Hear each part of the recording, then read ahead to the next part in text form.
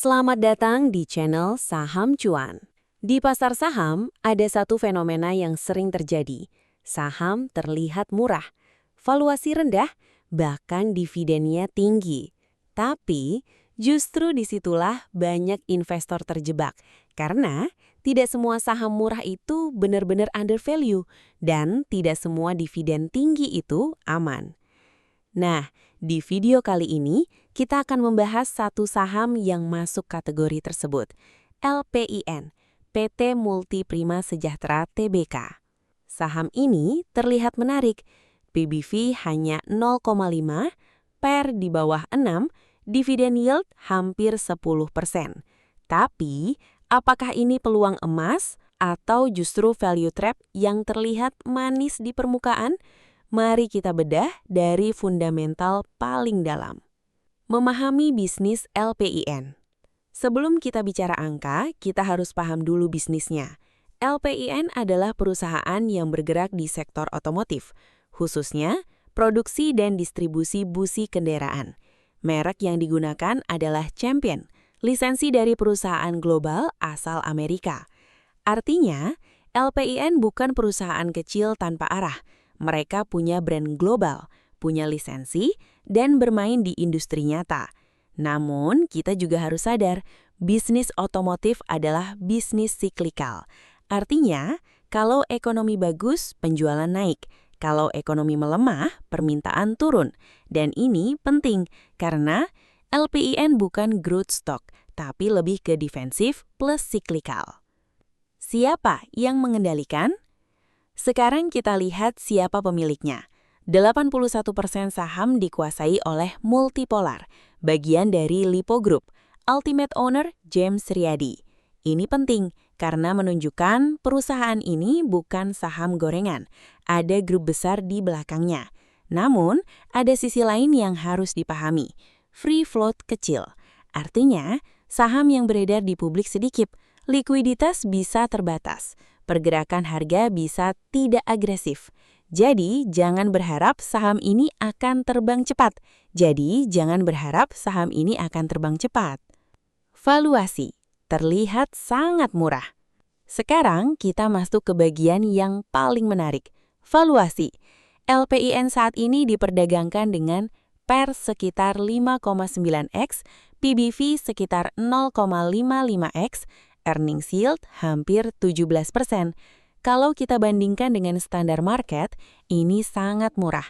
Artinya, investor membeli perusahaan ini dengan harga setengah nilai buku dan mendapatkan return teoritis tinggi dari laba. Tapi, di dunia investasi, murah itu belum tentu bagus karena ada dua kemungkinan. 1. Undervalue peluang besar. 2. Value trap, murah karena masalah. Dan tugas kita mencari tahu yang mana. Profitabilitas. Cukup bagus, tapi ada. Sekarang kita lihat profitabilitasnya. Margin LPIN, gross margin sekitar 33%, operating margin sekitar 20%, net margin sekitar 13%. Ini sebenarnya cukup bagus, bahkan di atas rata-rata manufaktur.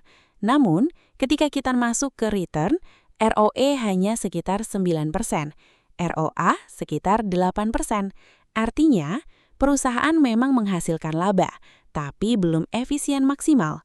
Dengan kata lain, bisnisnya oke, tapi tidak luar biasa. Pertumbuhan, sinyal hati-hati. Sekarang kita masuk ke bagian krusial, growth. Data menunjukkan revenue naik sekitar 8%, tapi laba turun sekitar 8%. Ini sangat penting, karena penjualan naik tapi profit turun. Artinya, biaya meningkat, margin tertekan, atau efisiensi menurun. Ini tanda bahwa pertumbuhan belum sehat, dan ini sering menjadi awal dari stagnasi jangka panjang. Neraca, ini kekuatan utama LPIN. Kalau ada satu hal yang sangat kuat dari LPIN, itu adalah neracanya. Perusahaan ini hampir tidak punya utang. Total liabilitas sangat kecil, cash cukup besar, current ratio di atas 7. Artinya, perusahaan sangat liquid, sangat aman, dan sangat tahan krisis. Ini jarang terjadi, dan ini menjadi daya tarik utama untuk value investor konservatif. Masalah tersembunyi, cash flow. Sekarang kita masuk ke bagian yang sering diabaikan, cash flow. LPIN memiliki free cash flow negatif, meskipun laba positif. Ini penting, karena dalam bisnis, cash lebih penting dari laba. Kalau cash flow lemah, perusahaan bisa kesulitan berkembang. Efisiensi operasi yang rendah. Masalah berikutnya, efisiensi. LPIN memiliki inventory hampir 187 hari, piutang 88 hari, current conversion cycle lebih dari 250 hari.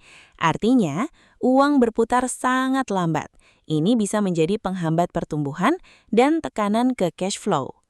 Dividen, daya tarik besar. Sekarang bagian yang paling menarik, dividen. LPIN termasuk salah satu saham yang menarik perhatian karena dividen yield hampir 9,87%.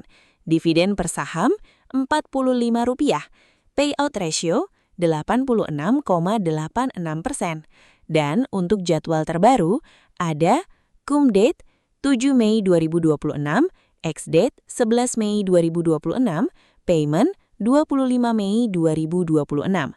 Ini termasuk dividen tinggi, high yield di pasar Indonesia. Jadi, cocok untuk income investor. Tapi kita harus hati-hati, payout terlalu besar bisa berbahaya karena uang tidak dipakai untuk ekspansi. Pergerakan harga. Dalam 1 tahun terakhir, saham naik sekitar 20%, tapi tidak agresif. Artinya, ini bukan saham momentum. Kesimpulan analisa fundamental. Sekarang kita rangkum.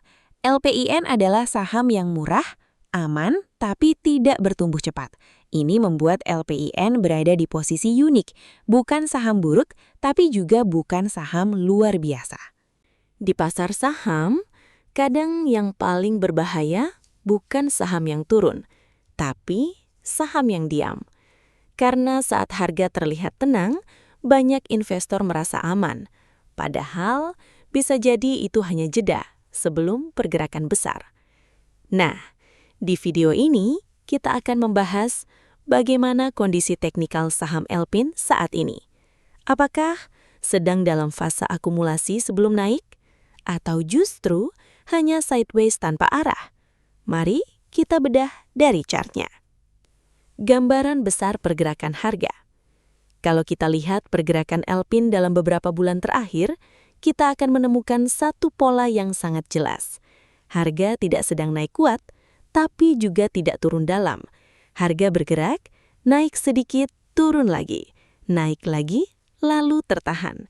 Artinya, LPIN sedang berada dalam fase konsolidasi, atau dengan kata lain, sideways. Dan ini penting, karena saham yang sideways biasanya sedang menunggu sesuatu. Struktur harga, market masih bingung. Kalau kita tarik garis support dan resistance, kita bisa melihat dengan jelas area bawah di sekitar 360 sampai 380. Area atas di sekitar 500 sampai 520. Harga bolak-balik di area ini tanpa mampu keluar. Ini menunjukkan bahwa buyer belum cukup kuat untuk mendorong naik. Seller juga belum cukup kuat untuk menjatuhkan harga.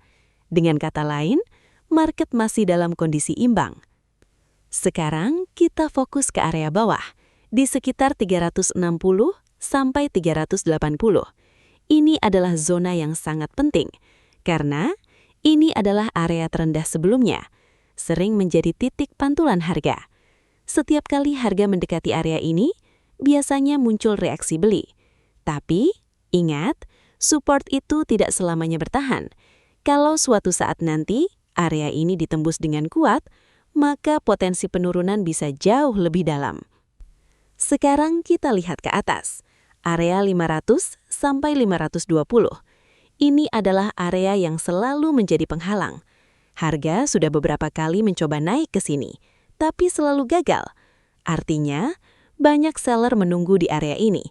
Tekanan jual cukup kuat. Dan selama area ini belum ditembus, LPIN belum bisa disebut uptrend. Momentum, belum ada tenaga besar. Kalau kita perhatikan karakter pergerakan harga, kita bisa lihat tidak ada lonjakan tajam, tidak ada volume besar, kenaikan cenderung pelan. Ini menunjukkan bahwa belum ada akumulasi besar dari big player. Biasanya, kalau saham mau naik besar, akan ada tanda-tanda tenaga masuk. Tapi di Alpine, tanda itu belum terlihat jelas. Indikator, kondisi netral. Kalau kita bayangkan indikator seperti RSI dan Moving Average, kemungkinan besar kondisinya netral. Tidak overbought, tidak oversold, Moving Average juga cenderung datar. Artinya, market tidak punya arah yang jelas. Sekarang bagian paling penting, apa yang harus kita tunggu? Skenario 1, breakout. Jika suatu saat nanti, Alpine berhasil menembus 520 dengan volume besar, maka ini bisa menjadi awal dari uptrend baru. Dan biasanya, pergerakan setelah breakout akan lebih cepat. Sebaliknya, kalau harga turun dan menembus 360, maka ini sinyal bahaya. Karena support sudah jebol dan potensi turun bisa terbuka lebar. Skenario 3, akumulasi diam-diam. Ada satu kemungkinan lagi yang sering tidak disadari, akumulasi diam-diam. Jika harga bergerak lama di area bawah, tapi volume mulai meningkat, maka ini bisa menjadi tanda awal pergerakan besar. Jadi, sekarang kita tarik kesimpulan. Alpine saat ini masih sideways. Belum ada tren naik yang jelas. Belum ada momentum kuat. Artinya, ini adalah fase wait and see, bukan fase agresif. Untuk trader, jangan entry di tengah range. Tunggu breakout atau pantulan jelas. Untuk investor, gunakan technical hanya sebagai timing, bukan sebagai alasan utama beli. Setelah kita membedah Alpine, dari fundamental, technical, hingga dividen, kita bisa melihat satu hal yang sangat jelas. Ini bukan saham yang sederhana. Alpine adalah saham yang terlihat murah, terlihat aman, dan terlihat menarik dari dividen. Tapi di balik itu semua, ada pertumbuhan yang belum kuat, ada efisiensi yang masih lemah, dan ada technical yang belum mendukung. Artinya, ini bukan saham untuk semua orang. Kalau Anda adalah investor yang mencari dividen tinggi dan risiko rendah, Alpine mungkin bisa masuk watchlist.